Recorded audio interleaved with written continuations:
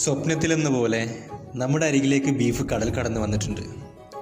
ഞങ്ങളിവിടെ ഉള്ളവർക്ക് നാട്ടിൽ നിന്ന് എന്ത് കൊണ്ടുവന്നാലും അതൊക്കെ ലക്ഷറിയാണ്.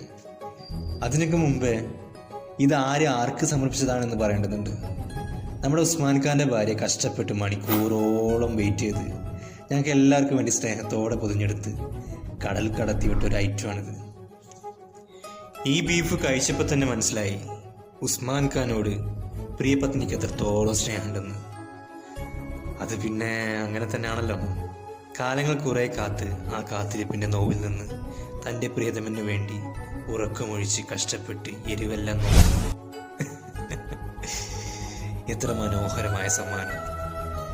കയ്യിൽ കിട്ടിയ ബീഫിൻ്റെ പ്രൗഢി ഒട്ടും തന്നെ കുറയാതെ ഒരു ഗ്രേവി രൂപത്തിലേക്കാക്കി മാറ്റി ഞങ്ങൾ.